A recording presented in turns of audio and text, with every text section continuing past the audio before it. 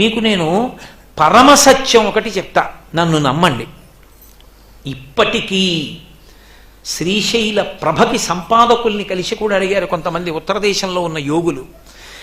ఇప్పటికీ శ్రీశైల మహాక్షేత్ర ప్రధాన ద్వారం వంక చూసినప్పుడు కొంతమంది తపశ్శక్తి ఉన్న వాళ్ళకి అద్భుతమైనటువంటి కల్పవృక్షములు, కామధేనువులు, దేవతలు అందరూ సేవిస్తూ కనపడతారు. ఎన్నో తీర్థములు కనపడతాయి. అసలు మీకు నేను ఈ మాట అన్నాను కాబట్టి మీరు శ్రీశైలం వెళ్ళినప్పుడు చూడండి, అంత కొండ మీద ఉంటుంది శ్రీశైల దేవాలయం. మీరు లోపలికి వెళ్ళినప్పుడు ఎవరినైనా అడగండి, చెప్తారు.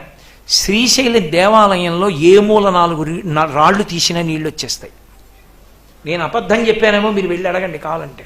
నేను ఒకప్పుడు శ్రీశైలం వెళ్ళినప్పుడు ఈ మాట నిజమా కాదా నిర్ధారించుకోవడానికి, ఇప్పుడు ఆయన పదవీ విరమణ చేశాడు, ఒక ఇంజనీర్ గారిని తీసుకెళ్ళి అడిగా, ఇది నిజమేనా అని. ఎక్కడ చదివారని అడిగాడు ఆయన. నేను ఎక్కడో చదివాను, నిజమేనా అన్నాను. ఆయన నన్ను తీసుకెళ్లి చూపించారు బుగ్గలు, ఎన్ని చోట్ల వచ్చేస్తూ ఉంటుందో. శ్రీచక్రం టీవీ. మనం ఒక క్రమంలో వెళ్ళిపోతూ ఉంటాం కాబట్టి మనం చూడం. మీరు స్కాంద పురాణం చదివితే ఒక్క శ్రీశైలంలో ఉన్న తీర్థముల జాబితా కొన్ని పుటలుంది. తీర్థము అన్న మాటకు అర్థం ఏమిటో తెలుసా?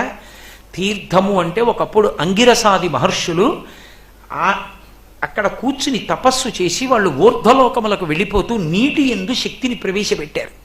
ఇక్కడికొచ్చి స్నానం చేస్తే యజ్ఞం చేసిన ఫలితం వస్తుంది అన్నారు. అందుకే తీర్థయాత్ర అంటే దైవ దర్శనానికి కాదు, చెయ్యొద్దని నా ఉద్దేశ్యం కాదు, స్నానం చేయడానికి వెళ్ళాలి. అసలు తీర్థయాత్రకి వెళ్ళి స్నానం చేయకపోతే ఇంకెందుకండి ఆ యాత్ర? అస్తమానం మనకు కావలసినవన్నీ కొనుక్కు తినడానికి, ఏసీ వేసుకు పడుకోవడానికినా? అందుకు కాదు, తీర్థమునందు స్నానం చెయ్యాలి.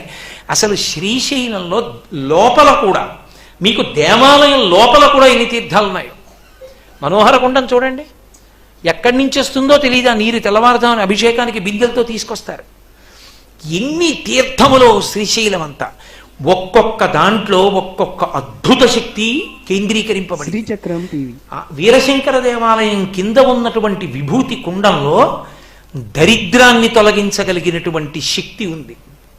అందులో స్నానం చేస్తే తన సమస్యలకి పరిష్కారం తన మస్తిష్కంలోనే ద్యోతకమవుతుంది, అలక్ష్మి తొలగుతుంది.